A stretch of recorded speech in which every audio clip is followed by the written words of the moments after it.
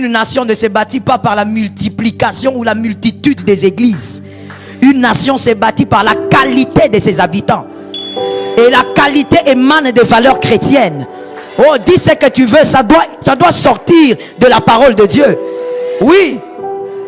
Dis à un frère, sois délivré de la rancune. Toi, tu ne peux pas demander pardon avec des actes. Pardon, ça se dit. Oh non, maman, ces derniers temps-là, j'étais gentil avec elle. Elle n'a pas vu.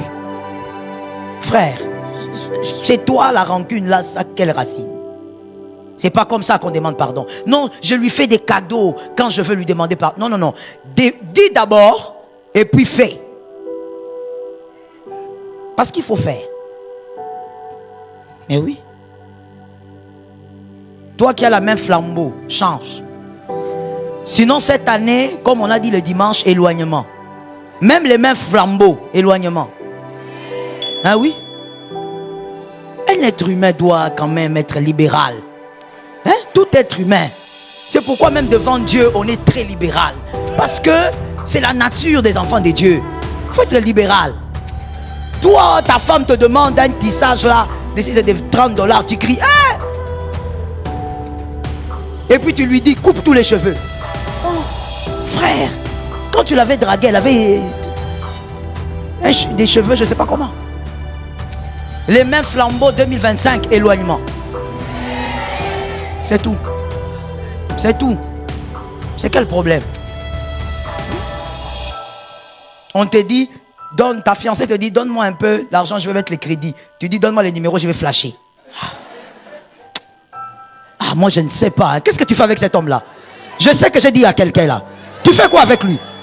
Non, je te l'ai dit, moi, le pasteur Joël du haut de cette chair. Tu fais quoi avec ce gars-là? Fiancé, il te flash.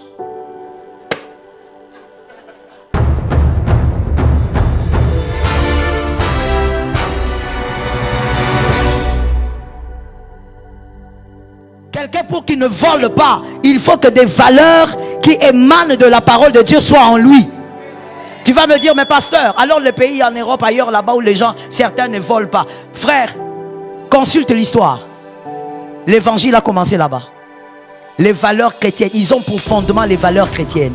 Ça a commencé à disparaître, mais leur fondement, ce sont les valeurs chrétiennes. Ça ne vient pas de nulle part.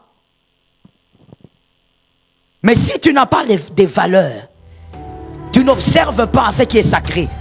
Mon Dieu, comment Dieu pourrait-il te visiter? Celui qui n'honore pas son père, le père ne lui parle pas. Et là, je suis même dans le biologique. C'est clair.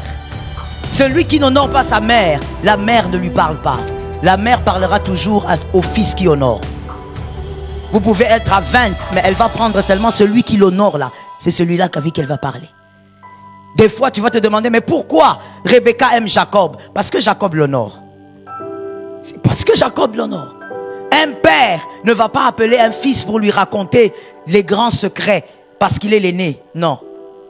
Il va l'appeler parce que ce fils l'honore.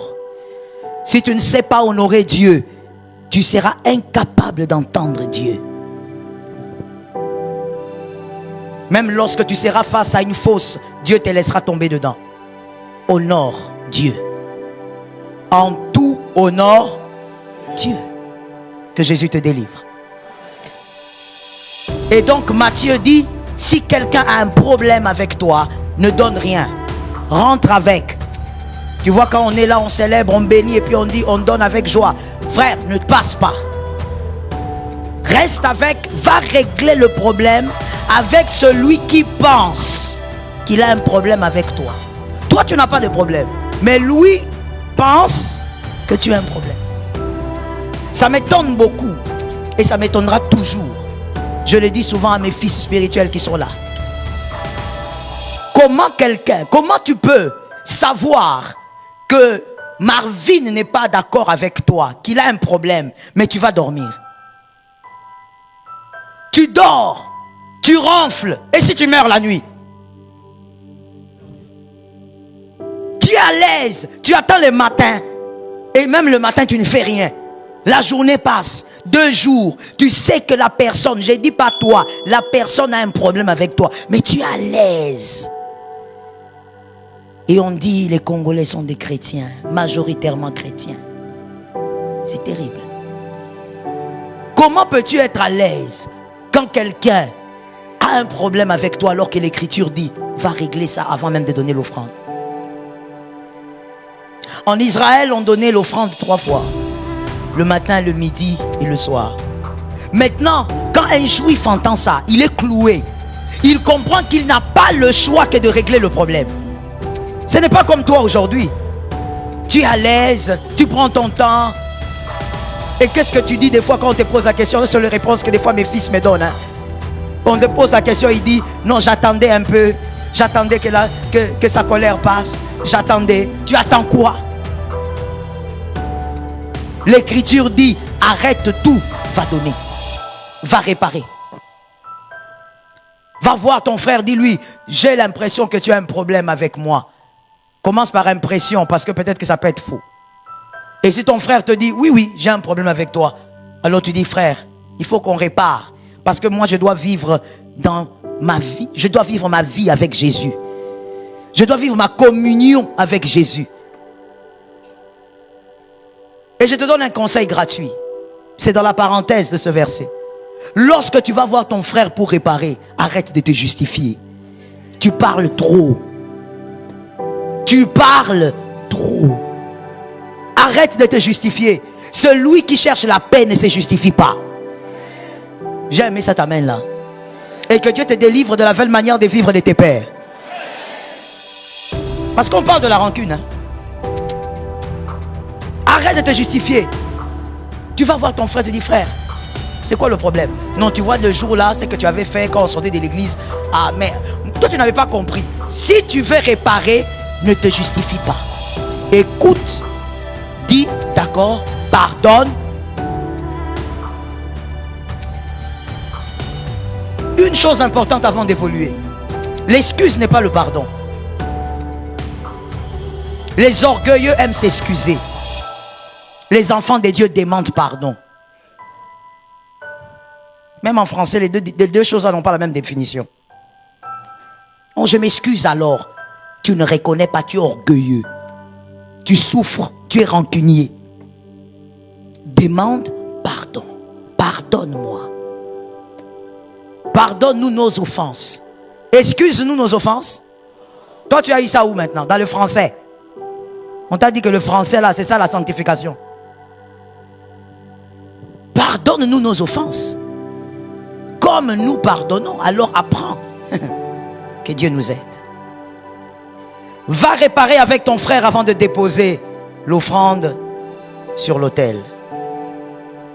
Le 24.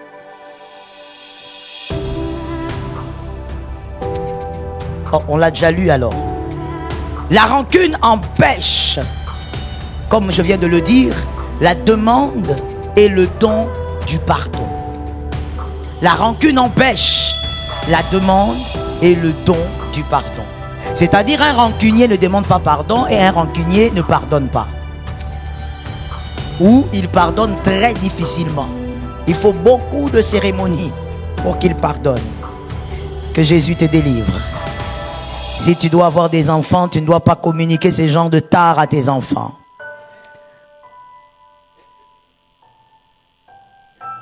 Donc, on a compris que c'est celui qui a du mal à demander et à pardonner.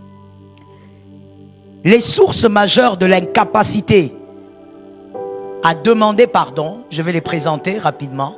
Les sources majeures de l'incapacité à demander pardon.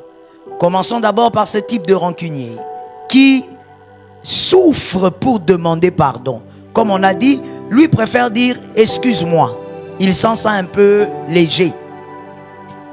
Et des fois même, il ne dit pas excuse-moi, il dit rien. J'ai entendu une fois un monsieur dire à sa femme, pasteur, pourquoi elle m'accule? Je lui ai déjà demandé pardon. Alors la femme qui dit, oh, il parle de quoi, pasteur? Il ment. Il n'a pas demandé pardon. Alors moi je dis au monsieur, oh, frère, ta femme a oublié, c'était quand? Non, non, non, je n'ai pas dit même exact. Ah Seigneur, La rancune. N'oubliez pas qu'on parle de l'iniquité qui amène en enfer. Ah, comme la blague, cette chose-là va t'amener dans le feu. Comme la blague. Tu as eu un pasteur, tu priais, tu étais dans une église, tu as suivi tous les affermissements, tu as suivi beaucoup d'enseignements, mais tu risques d'aller en enfer, mon frère. Si tu ne fais pas attention avec cette chose-là, cette iniquité, ça sera chaud pour toi. Que Jésus nous délivre. Nous refusons de pratiquer l'iniquité. Dis à un frère, sois délivré de la rancune. Toi, tu ne peux pas demander pardon avec des actes. Pardon, ça se dit. Oh non, maman, ces derniers temps-là, j'étais gentil avec elle. Elle n'a pas vu.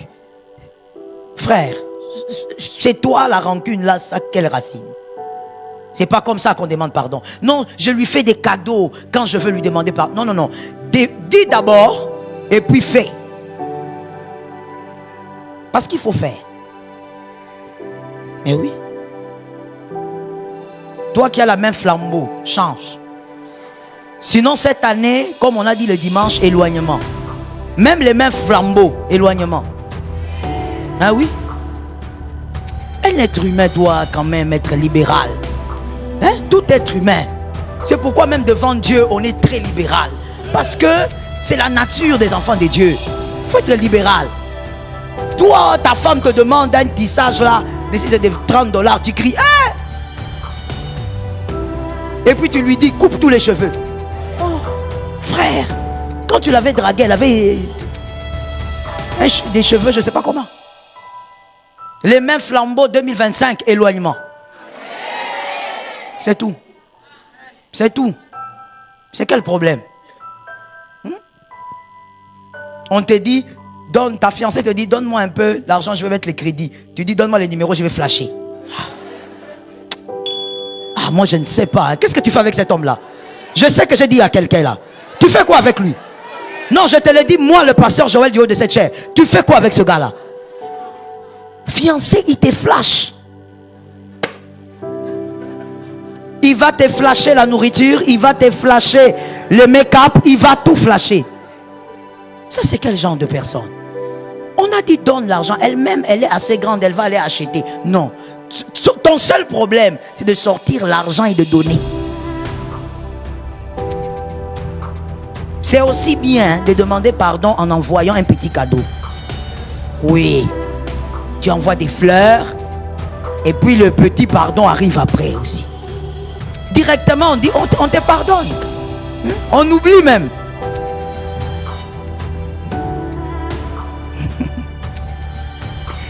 Les sources majeures de l'incapacité à demander pardon. Premièrement, c'est génétique. Il y a des personnes qui ont hérité cela de leur père. C'est le sang qui coule dans ses veines. C'est à cause du sang qui coule dans ses veines. Du côté de sa maman, les gens sont comme ça. Ce sont des grands rancuniers. Ils ne demandent jamais pardon. Ça veut dire il peut souffrir, il peut avoir mal, que votre relation veut se briser, mais il ne demande pas pardon. Parce que même ses grands-parents étaient comme ça. Dans leur famille, tous les frères et toutes les sœurs sont comme ça. Ils ne demandent pas pardon. Que Dieu délivre un homme célibataire d'une femme qui ne demande pas pardon. Là, les hommes ont levé la main. Une femme qui ne demande pas pardon, je ne sais pas comment tu vas faire pour vivre. Le mariage est un lieu de pardon. Ah, c'est un lieu de pardon. Si tu n'es pas prêt à demander pardon tous les jours, ne te marie pas. Ne te marie pas. Parce que, listen, il y a quelque chose que mon mari disait, je ne sais plus quand. Ça fait quand même longtemps. Il me disait, tu sais, mais je crois qu'il des fois, il le dit quand il enseigne sur certaines choses. Il me disait, tu sais, quand moi je me disais que j'allais t'épouser, je me disais que tu allais être la femme la plus heureuse du monde et que tu n'allais jamais avoir des problèmes. N'est-ce pas, Maria? Tu l'as déjà entendu dire ça. Parce que je me disais que moi, je suis parfait. Je suis l'homme. Je suis merveilleux. Mais quand je t'ai rencontré, ça m'étonnait. Quand tu t'es fâché. Très bel exemple. Hein?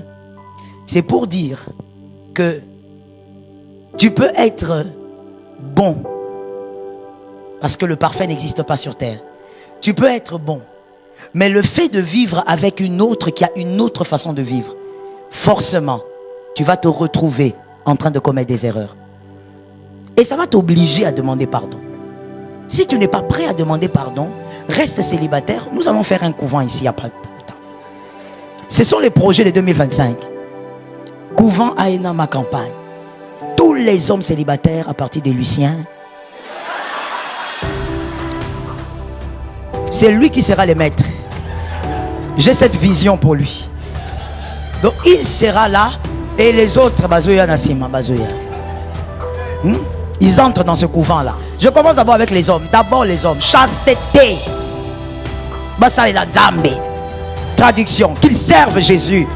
Les femmes, des fois, c'est une distraction. L'apôtre Paul a dit, vaut mieux servir Jésus célibataire. Marier, c'est compliqué. Mon frère, si tu veux te marier, ma soeur, sois un jardin du pardon.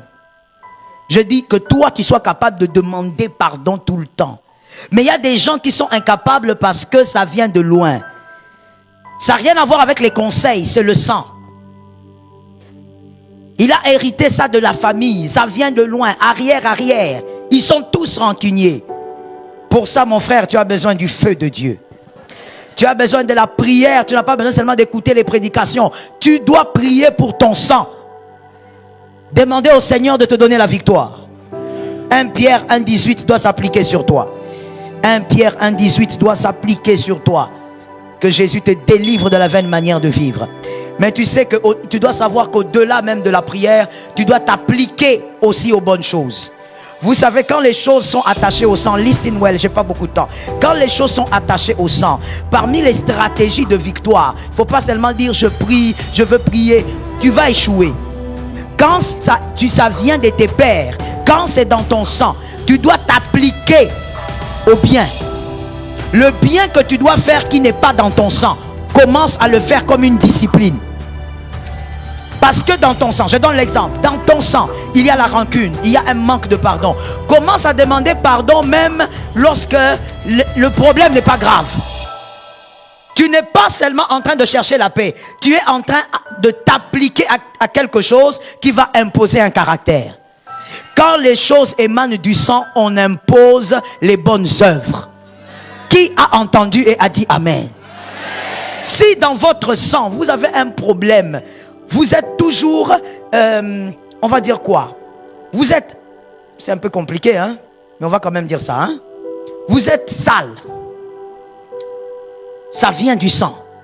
Il faut t'imposer la propreté. Tu te disciplines de manière à faire ce qui est propre. Est-ce que quelqu'un m'entend? Il y a aussi des familles où dans le sang, c'est la négligence. Vous grondez sur le garçon ici à l'église, sur la fille pour rien. Vous allez parler. Son problème, c'est le sang. Regardez la vie de son papa, de sa mère. Vous allez voir qu'il y a quelqu'un. Et ça remonte de très loin. Là-bas, tout le monde est négligent. Tous ses frères ont échoué dans la vie. Pas parce qu'ils ne sont pas intelligents, ils sont négligents.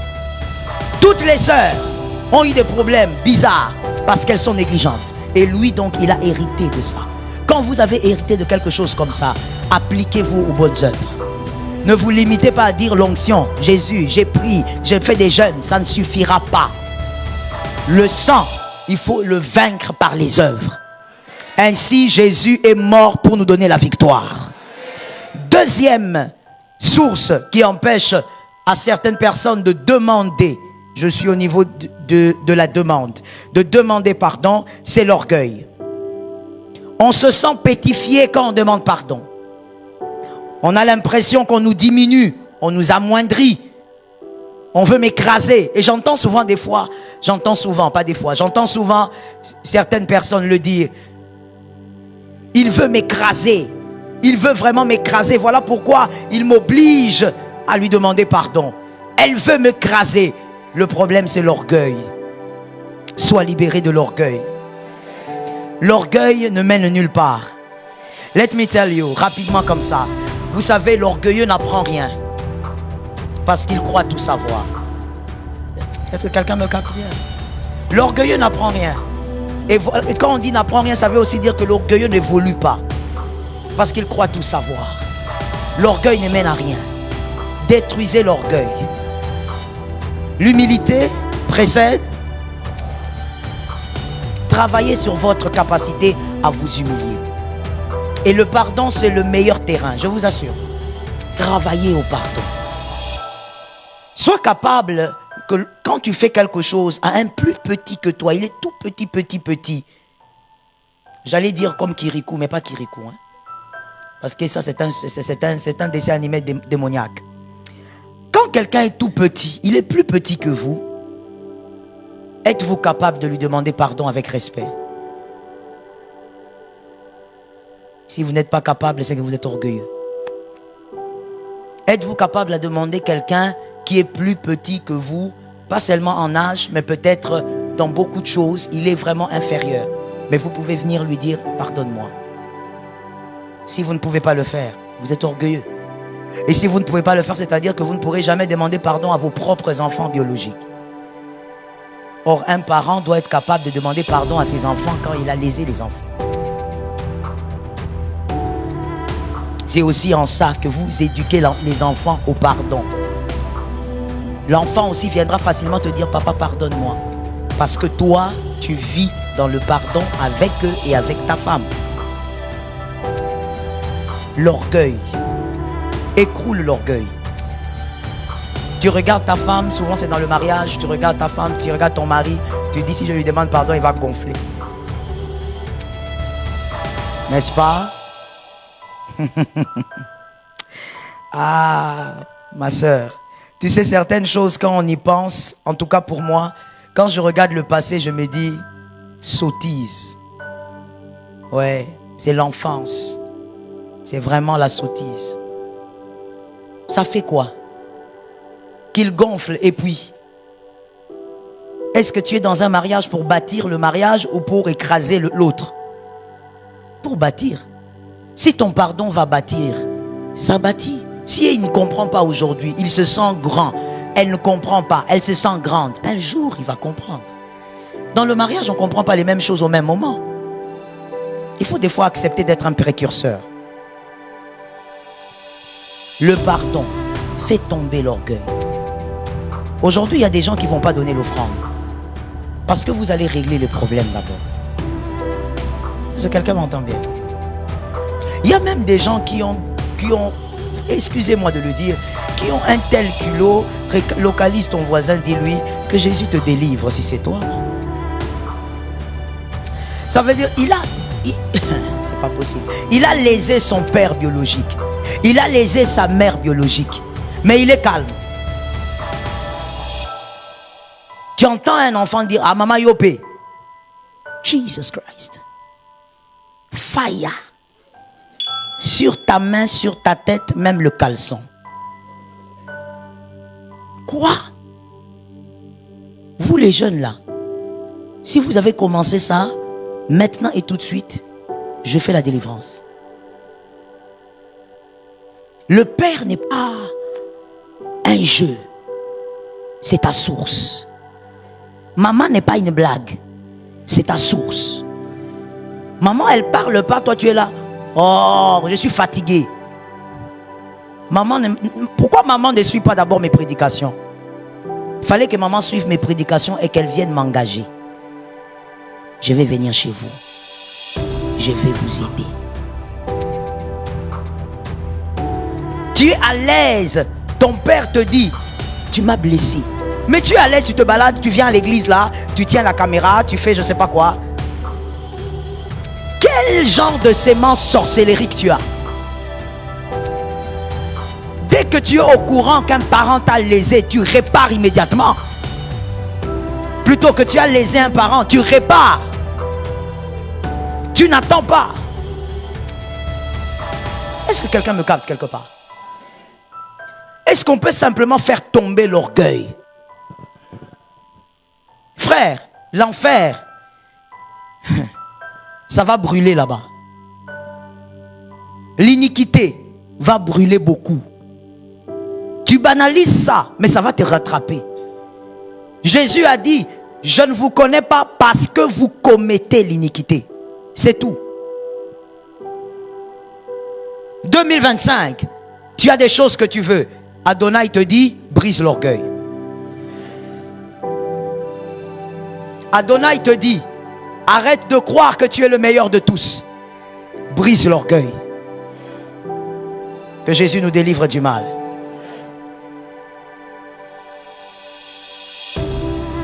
Proverbe 29, 23.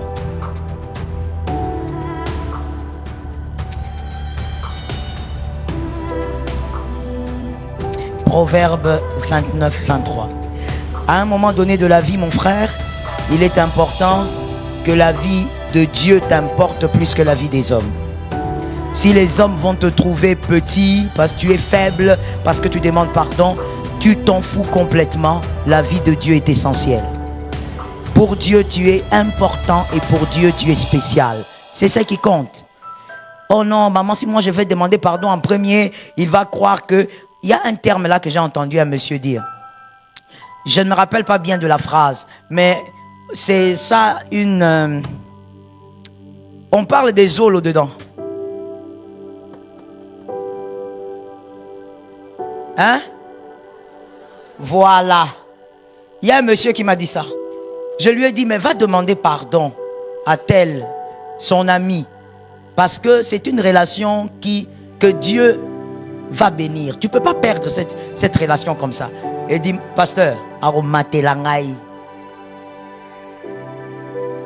mais si il te matelana zolo et que Dieu est content, où est le problème? À un certain moment, la vie de Dieu doit être au-dessus de la vie des hommes.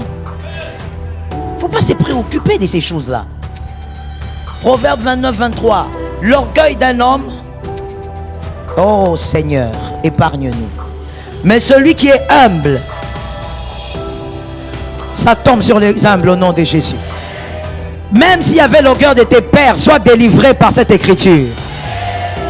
L'orgueil abaisse. Toi, tu crois que les gens te trouvent spécial, mais les hommes intelligents te regardent et disent, mais il est trop petit dans son esprit. Mon frère, il y a des gens qui vont te trouver tellement bas. Toi, tu es pasteur. Que tu sois ici, que tu sois en distanciel. Tu ne demandes pas pardon. Oh, tu as fait le mal et tu ne demandes pas pardon. Mais il y a un problème ici. Il y a quelque chose qui ne marche pas.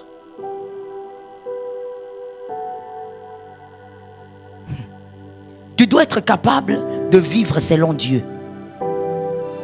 Petit ou grand, tu dois être capable de vivre selon Dieu. Héritier, levez-vous. Vous m'avez déjà dit que je vous ai lésé. J'ai fait quoi? J'ai justifié. Si je justifie, il faut parler. Hein? On est dans la maison de Dieu, il faut dire la vérité. Je vous ai demandé pardon. Une fois. Mettez-vous. C'est un échantillon. Pour ne pas lever tous mes fils ici. Ce sont des fils. Mais ce sont des enfants de Dieu. Tu fais le mal, tu demandes pardon. Pardonne-moi, mais malassima. Vraiment, Ekozalama B. Traduction. Pardonne-moi, mais prochainement. En tout cas, ne recommence pas. Je ne supporte pas. Moi, je n'aime pas qu'on touche à moi. Tu es qui? Trop d'orgueil. Tu es qui, frère? Qu'on se le dise. Les hommes puissants dans cette nation sont passés. Toi, tu es puissant? Toi, tu n'as pas connu des hommes puissants dans cette nation? Tu es qui? Toi, on ne peut pas te parler. Oh, allo Belingamabe, il a dit quoi? L'orgueil. Ne peux-tu pas aussi porter ça? Jésus a porté ça, non? Jésus est allé même au-delà. Il a dit, on te gifle, donne l'autre joue. Ce n'est pas une image. C'est la réalité de l'humilité. Qu'on te fait du mal, accepte qu'il continue de t'écraser. Ça ne va pas te faire disparaître. Au contraire, celui-là saura, même dans sa chambre, que vous ne naviguez pas sous la même sphère. Même dans sa chambre, même s'il ne le dit pas, même s'il ne le proclame pas sur les réseaux, dans sa chambre, il saura, il va reconnaître que moi et cette personne-là, on ne navigue pas au même endroit. Avec tout ce que j'ai fait, aucune réaction. Cette personne est quelqu'un d'autre. Toi, tu crois que tout se dit en public? Il y a des choses qui se reconnaissent en secret. Et tu vas être un enseignement pour lui. Soit un enseignement pour plusieurs. Ça tombe sur une famille au nom de Jésus. Troisième source majeure, les blessures de l'âme. Lorsqu'on a été trop blessé dans la vie, on a du mal à demander pardon. Parce qu'on a l'impression que toute la vie, on a été écrasé. Toute la vie, on a été un jouet. Toute la vie, on a été une blague pour tout le monde. Et donc, on refuse de demander pardon. On élève une cuirasse, mais une mauvaise cuirasse. Ce sont les blessures. Je prie que l'Éternel te guérisse de toute forme de blessures. N'accumulez jamais les blessures. Jésus est capable de guérir. Mais Jésus ne guérit pas les blessures tant que tu ne veux pas qu'il touche à ça. Il y a des gens qui aiment rester avec leurs blessures. Tu vas l'entendre pleurer sur sa vie, sur son passé. Moi j'ai souffert, j'ai dormi dans la rue, j'ai fait ceci. Tu l'entends pleurer. Mais quand tu lui dis, est-ce que tu peux laisser partir?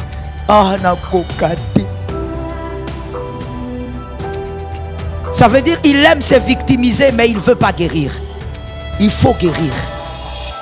Mon frère, je vais te choquer en te disant, en 2025, il y a des gens qui vont te blesser encore. Alors tu as tout intérêt de te libérer de certaines blessures. Comme ça, tu vas monter sur les blessures qu'on va vouloir imposer cette année. Il ne faut pas superposer les blessures. Il ne faut pas les accumuler. C'est plus dangereux que ce que tu ne penses. Les blessures déforment un homme. Les blessures déforment une personne. Elle pouvait être une très bonne personne, mais elle devient bizarre. Et dans la majorité des cas, j'ai vu les blessures affadir, au fait. J'ai vu les blessures affadir certaines personnes. La personne devient fade.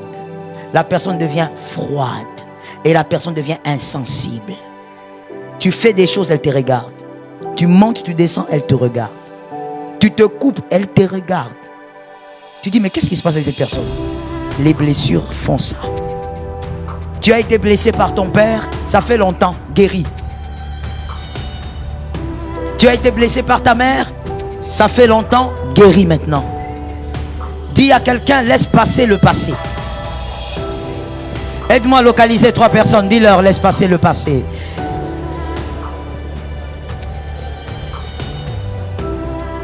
Laisse passer. Ne va pas vivre avec le passé. Peu importe ce qu'il y a eu dedans, c'est déjà fait. Avance maintenant. Sois plus fort. Sois plus solide. Et crois que l'Éternel est avec toi. Je veux même te dire, allez plus loin. Crois que c'est Dieu qui a permis tout ça. C'est Dieu qui a permis que toutes ces personnes te blessent. Aujourd'hui, tu connais le cœur de l'homme. Aujourd'hui, tu sais que l'homme peut dire oui aujourd'hui et te détruire demain. Mais ça, ce n'est pas un problème. Parce que si l'homme était ton appui, ça allait être un problème.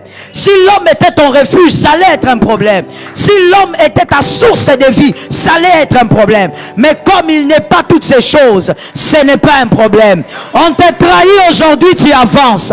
Si Judas te trahit, va avec Pierre. Si Judas t'abandonne, va avec Matthieu. Si Judas te lâche, va avec Luc. Si Judas te lâche, va avec les autres. Ce n'est pas un problème. Est-ce que quelqu'un m'entend bien? Ah, j'étais en train de méditer aujourd'hui. Pendant la journée, je lisais la Bible. Et cette écriture m'a traumatisé encore. Où Jésus est en train de dire, Dieu dit dans les Agés, par le prophète Agé, il dit, j'ai permis que tu sois humilié autant pour que demain on ne t'humilie pas. Ah, quand j'ai lu ça, j'ai dit Alléluia. Et quand je lis, je comprends ceci. Dieu ne veut pas dire que demain, on ne va plus jamais t'humilier. Mais il veut dire, ce qu'ils vont faire n'aura aucun impact sur ta vie. Celui qui a vaincu le tourbillon, le vent ne lui fait plus rien. Ah, je bénis celui qui a entendu la parole. Je bénis celui qui a capté quelque chose. Je dis pardonne à ces gens-là. Pardonne à cet homme-là. Pardonne à cette femme-là. Que la puissance de l'onction te capture. Que la puissance de l'onction te capture. Que tu sois capable de pardonner. Ce qui viendra demain, tu vas damer dessus. Ce qui viendra demain, tu seras plus fort que ça. Localise-moi 5 personnes, dis-leur, il m'a éprouvé pour que demain je résiste. Ah, parle à 5 personnes, mon frère. Ah, yes. Tu vas résister. Tu vas résister. Tu vas résister. Tu n'iras pas en enfer. Tu n'abandonneras pas Jésus. Même si cet homme-là meurt, tu vas résister. Même si cet homme-là te quitte, tu vas résister. Tu n'abandonneras pas Jésus parce que tu as déjà été humilié. Dis avec moi, j'ai déjà été humilié. Localise-moi 3 personnes, dis-leur, tel que tu me vois, j'ai déjà été humilié. Est-ce que tu parles à 3 personnes? Maintenant, écoute-moi. Maintenant, dis à 3 personnes autres, pas les mêmes. Dis à autres 3 personnes. Ça, c'est une prophétie. Dis-leur, cette humiliation m'a rendu solide. Oh yes.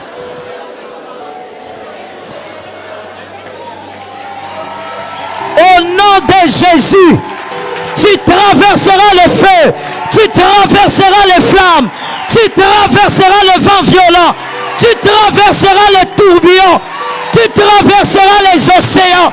Rien ne va te submerger. Une nation ne s'est bâtie pas par la multiplication ou la multitude des églises. Une nation s'est bâtie par la qualité de ses habitants. Et la qualité émane des valeurs chrétiennes. Oh, dis ce que tu veux, ça doit sortir de la parole de Dieu. Oui, quelqu'un pour qu'il ne vole pas, il faut que des valeurs qui émanent de la parole de Dieu soient en lui. Tu vas me dire, mais pasteur, alors les pays en Europe, ailleurs, là-bas où les gens, certains ne volent pas. Frère, consulte l'histoire. L'évangile a commencé là-bas. Les valeurs chrétiennes, ils ont pour fondement les valeurs chrétiennes. Ça a commencé à disparaître, mais leur fondement, ce sont les valeurs chrétiennes. Ça ne vient pas de nulle part. Mais si tu n'as pas des valeurs, tu n'observes pas ce qui est sacré, mon Dieu, comment Dieu pourrait-il te visiter?